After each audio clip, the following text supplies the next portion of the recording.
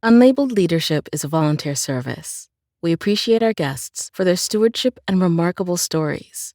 We also appreciate listeners like you who back the show with star reviews and contributions. Gary DePaul with Unlabeled Leadership. Welcome to episode 141, Keith E. Smith on Flipping Your Path. Here's a shout out to listeners in Batna, Algeria, Eagle Village, Guam, and in the United States, Tucson, Arizona, Berkeley, California, Winter Park, Florida, and Cartersville, Georgia. With that, let's get started. Keith Smith is more than the CEO of Vonco Products. He's a business coach, speaker, and even a mentor who helps people with life balancing changes. Keith can help you lead more effectively and have richer connections with the people you work with. Keith is someone worth getting to know.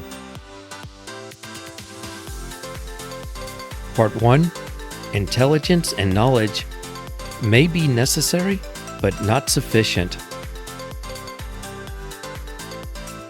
When I talk about leadership, I often talk about 7 principles. The principles are so simple, they're easily misunderstood. One of them, when done right, builds trust, relationships, and credibility. The principle is called Connect with Others. In this story, Keith shares his journey to building connections with the people around him and his authenticity. Here's Keith to explain. I'll start with what somebody said to me, and it was my now ex-wife that says, I want a divorce. This was in 2019. We had been together 16 years and really created a great family together. Over the years, though, we had drifted apart and struggled to find connection along that way. Lots of downs through that period of time.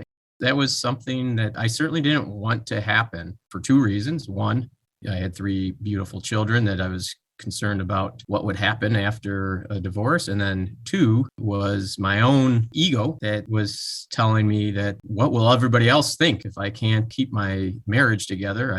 I run a business. I own a business. I'm the CEO of the business, manage 160 people. And what would they think of somebody that can't keep their family together and lead a family? That then turned into some counseling that wasn't going so well. Then I met some people that said 2 statements here that influenced me is, we can help you save your marriage without talking about it. That was really intriguing to me. I met this set of life coaches that were catering towards men that were struggling with marriages and still do, and I'm still involved with them. That was something I wanted to hear really bad in December of 2019, rolling into January of 2020. I quickly realized that statement, although they had great intentions behind it, they understood that this was going to be a journey about me and how I connect to other people in the world. They obviously didn't, and I didn't, and my wife didn't decide to stay married. We ended up getting divorced. Those 2 statements put me on a path that's really influenced my life, Gary. And talking about that journey is I've basically flipped my priorities completely around and have become a much better leader. And it's mostly more on instinct and connecting with others that's changed my course in leadership. I think you just described the growth of someone in management. What I mean by that is that if someone goes into management as a supervisor, they have all these ideas about showing face or appearing to be a particular image or thinking certain things are expected that really aren't. When someone says to you, I want a divorce, that's a very humbling experience to have to go through all that. Just like you said, facing colleagues and customers and clients. It sounds like you've been through a journey that put you in a better place to where you can be more effective on the people side, if I'm perceiving it right. Yeah, Gary, I think that's a great point. If I were to reflect on how I manage it, and I was tenacious, I've worked hard on my knowledge and intelligence over the years to put myself in a good spot to work up the corporate ladder and ultimately own my own business and run a successful manufacturing business. It really was this image that I tried to portray. And there wasn't this, let's call it heart connection. There wasn't this connection with my team, with really anybody. And when you dig deep into it, Gary, what I found is that in everything that I was doing, I was trying to prove myself as worthy. And so when I use that path of proving myself worthy, I'm trying to do everything but be authentic. I just don't want to make a mistake. I want to say the right things all the time. When I'm doing that, I call that the path of force. I'm trying to force things to work for me versus aligning with what's natural and connecting with people so that they're inspired by the direction that we're going.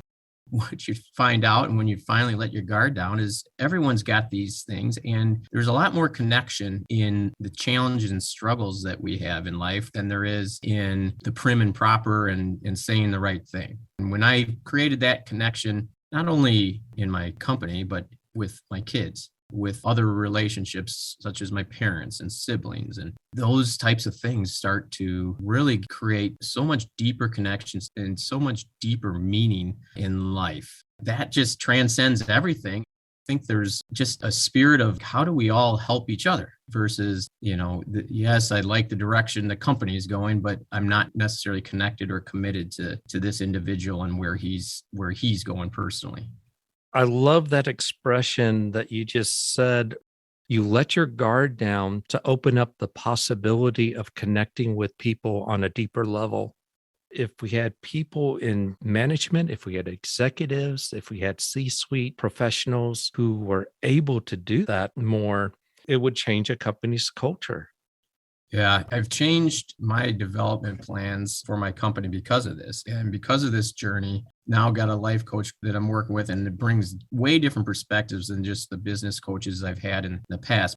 How do you create this win-win-win environment where the person within the organization, I actually understand not only their career aspirations, I want to understand where do they want to send their kids to college? Where do they want a vacation? How many vacations do they want to take a year? What's your work-life balance? How do we work that all together and build that into a development plan? Because you want to achieve this, the company wants to achieve this. What we're doing as a company, I love our products. We're making medical devices that are helping people to get better and make their lives easier. The world wins, the company wins, and the associate of Vonco Products, which is the company I own, win. And I get to know the person at a much more individual level. Certainly, if I saw that from a business standpoint, let's call it 5-10 years ago, I get the logic of it. But now, with a heartfelt approach where my guard is down, I can be more authentic. I'm out here telling my story and be open. How do they get much more vulnerable with me? They're telling me where they want to go, and I want to help them get there. Back to the point, if there was more authentic and connecting leadership, I think we wouldn't see potentially some of this great resignation where people feel like companies don't care about them. Part 2, we care more. It's one thing to work for a company. It's another thing to work for a company where you serve a purpose. When you have purpose, you're more engaged and innovative. You're also able to accomplish the extraordinary. In this story, Keith explains how the people at his company rose to the occasion and addressed a problem that was facing the world. Here's Keith with his story. COVID hits and shutdowns are happening in March of 2020. We're all trying to figure out if we can stay in production. We made the essential list and we continued on. We're making essential medical device products that needed to continue to get into hospital systems. We also provide consumer flexible packaging, which helped our grocery supply chain continue moving forward, which was super important. The first thing was that the team, and I have got a great leadership team, so I don't want to take all the credit. I do manage my leadership team. When they get together with me, I call my business advisors. I don't care what your title is or what your control is on a day-to-day basis, but when you're all together, we're business advisors. We're all advising Vonco. If you're not in sales, you can talk about sales. We had a great team of about 7 individuals that all rallied together to, one, keep our employees safe. We implemented about 31 new practices within about 30 days to try to make sure that we did not cause any spread of COVID around the facility. After that was procured and done, all the devices and things installed within 30 days, we did have this outbreak still. And we did ultimately find out it was somewhat of a gathering outside, but it was one of these situations. What do? Right? There was 3 people that got sick, then there was 5, then there was 7 out of, let's call it 150 people. We went into full shutdown mode to protect our associates. I thought the team did the right thing by our employees, and I still stand by that. It was great, even though we did ultimately find out it wasn't being spread in the facility. We had everybody get tested to make sure they could come back, and within about a week or so, we were back to full production. And then it was like, how do we help? And that was the rally cry that we switched to during COVID is, where can we take some of our devices and products and actually help? We got involved with some of the manufacturing alliances of where the shortages all of a sudden started to occur, started to get these lists of things that there were shortages on, especially within the hospital system. The team decided that we could best help by making isolation gowns. You might have recalled and saw some of the reports and videos of nurses and doctors and garbage bags. I mean, they just needed something because they were running out of supply. And obviously, we still didn't know how COVID was being transferred. So it was very concerning. And so within 6 weeks, the team rallied around that and converted some of our production equipment to put isolation gowns into many of the hospitals around the Illinois hospital system. So much that the team won Wisconsin Manufacturer of the Year for our quick response and transition to help out in that situation. Really, what I look at there is being on your toes, being very adaptable. It would have been easy to kind of say, hey, we need to hunker down, we need to shut down. But not just my leadership team, but the entire company rallied around. We would have weekly update meetings, one around COVID and one where we're helping the situation. Examples from the hospital system telling us their appreciation for what we did and how quickly we did it. Your company was in a position to where the employees, the management, the executives were able to contribute to the innovation that it could not have been done if you and a couple of others said, okay, this is what we're going to do. It was really an effort at all levels of the organization to be able to make that quick transition to make those isolation gowns. In certain cultures, that would not work because of the type of environment you have that enables people to be creative. It changes everything. Yeah, it was wonderful. I mean, first of all, just to scour that list with the team and say, where can we insert ourselves to help? Our core value, Gary, is we care more. And so this just fit us perfectly and say, look, where can we help? Where can we care about the challenges that are facing our nation? And to go through that list and say, these are areas that, will it be a struggle? Yes. But can we do it? Yes. There was no turning back. I mean, everybody was on that mission. It was just so inspiring to see the team rally around. How do we help this situation? Right? Everybody's watching the news and it's on there 24/7 of all the challenges that people are facing. My general sense there was that, it's just not the American culture to sit down in crisis. They really want to figure out, how do we help in crisis? My company epitomizes that value, and nobody wanted to sit idle. How do we get involved and help the situation? Part 3, flip it. There's a few ways we can live our lives. We could, for example, see what happens and just sort of figure it out as we go. Or we could live our lives using guiding principles. Keith illustrates this and offers some advice. He does this by explaining prioritizations. Again, here's Keith. Business was my priority. My goal prior to a little bit of an awakening here in the last few years was that at some point, everything will be good when I build my business to the level I want to build it.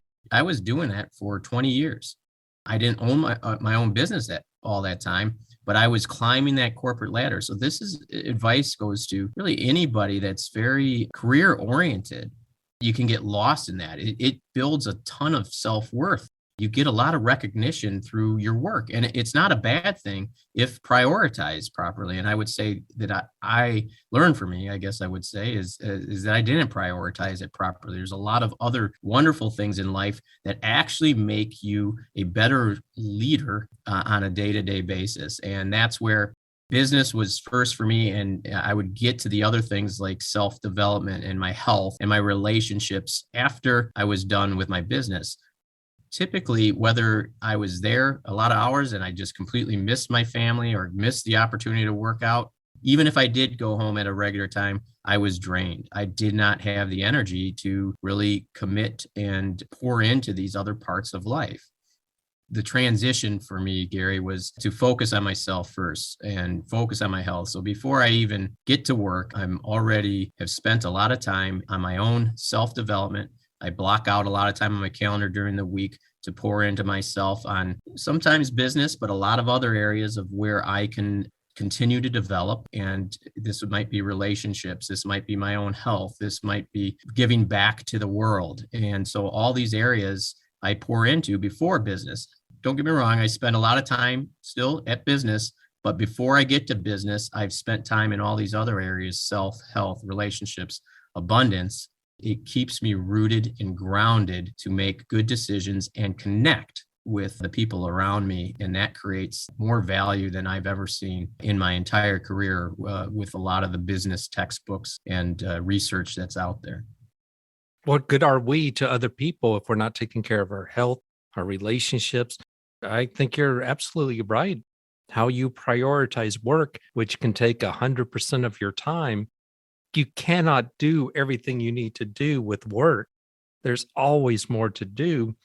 The realization, your transition to recognize that you need to spend time and effort in some of these other parts is very insightful. So by the time you're starting your day, sounds like your morning routine is regimented so well that you've done some work on exercising and spending time with people that are important to you. That's exactly right, Gary. Even just putting on a podcast or a YouTube on things that will inspire and motivate you and remind you of your power and your opportunities that are out there and how important connection with other people is. All that happens before I walk in the office. And again, it's back to the metaphor of the cups overflowing. So you're a joy to be around, not someone knocks on your door and you're like, what else is wrong today? Right? It's how can I help you?